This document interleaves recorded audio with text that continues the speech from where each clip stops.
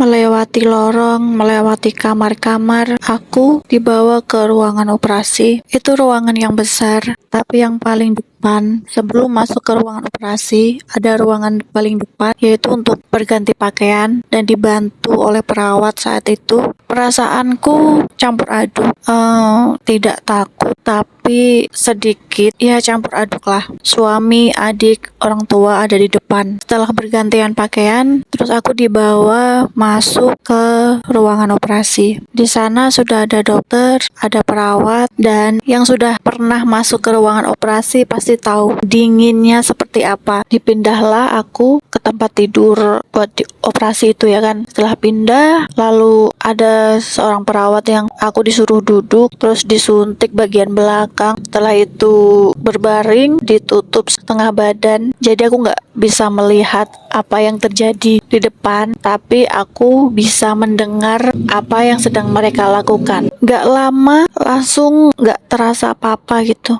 Dan mulailah dokter melakukan operasi. Awal-awal yang aku rasakan, perutku terasa seperti dipegang ya. Walaupun nggak terasa sakit, nggak terlalu apa, cuman kayak ada yang itu loh, kayak kita lagi kebas. Itu kan nggak terasa apa-apa kan. Nah itu kayak gitu rasanya. Cuman suaranya ketika perawat sedang menyedot darah kali ya, itu benar-benar terdengar sekali suaranya. Tapi saat itu aku tidak terlalu mempedulikan apa yang mereka lakukan karena aku sibuk berpikir sendiri. Aku terlalu kedinginan. Aku hanya bisa memeluk diriku sendiri, bahkan sampai bibirku, gigiku tuh mengatuk-ngatuk karena saking menggigilnya. Dalam hati aku cuman gini, ya Allah, tolong selimuti aku, siapapun tolong selimutin aku. Tapi yang namanya di dalam hati ya, di dalam pikiran, mana orang tahu, mana orang bisa dengar kan. Aku nggak tahu itu berapa jam ya, tapi kayaknya sih aku nggak tahu lama apa, tiba-tiba udah selesai aja gitu kan. Setelah selesai semuanya, terus aku dibawa keluar tempat itu ruang operasi, tapi cuman di beda ruangan. Caranya untuk menetralkan mungkin ya, untuk menetralkan suhu ya, sambil dicek-cek yang lain sama perawat. Itu aku masih menggigil, masih kedinginan, masih mengatuk-ngatuk. Aku minta selimut sama perawat kan. Dan setelah aku keluar dari ruangan, terus dibawa ke tempat istirahat lah ya. Waktu itu karena aku nggak tahu ya, mungkin ibuku ngambil yang satu ruangan tuh beberapa orang. Buat duduk orang yang jaga aja tuh nggak bisa sama sekali. Jadi hanya ditutup pakai tirai gitu kan. Nggak ada space buat orang duduk. Akhirnya dipindah lagi sama bapakku, minta pindah untuk satu orang. Akhirnya di situ, dan obat biusnya itu lama kelamaan kan hilang ya. Di saat aku mau pindah ke itu sudah mulai terasa hilang, dan aku sudah mulai terasa sakit perutnya. Ya gimana ya, habis dibelah-belah gitu kan. Sudah masuk ke ruangan, sudah dipindah-pindah, mulai nih sakit kan. Terus karena harus pakai pakai pampers ya.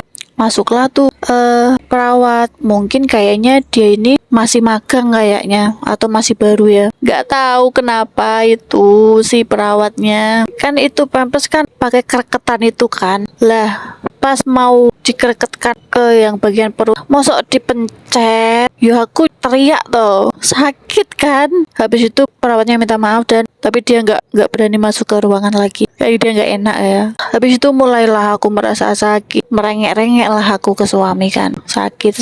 Tapi terus terang emang aku nggak bisa, bener-bener nggak bisa nahan sakit, aku nggak bisa nahan. Akhirnya suami ke perawat, dan perawat datang, nggak tahu dikasih apa, kapsul atau apa ya yang dimasukkan ke bagian belakang itu kan. Setelah dimasukkan itu, nggak lama aku langsung tidur, langsung nggak kerasa apa-apa gitu, langsung tepar aku kan, tidur, bangun-bangun udah nggak ngerasain sakit lagi. Tapi ya itu perjuangan untuk 2 hari di habis operasi kan, harus bisa miring ke kanan, miring ke kiri kan, harus bisa duduk, baru bisa pulang kan. Yang sudah pernah operasi, sudah pernah bersesar, pasti tahulah rasanya. Apalagi kita itu orangnya yang sering sukanya tuh guyonan ya, sering ngakak. Nggak bisa banget aku, ya Allah, mau ngakak gimana, batuk aja sakit, mau ngakak apa lagi.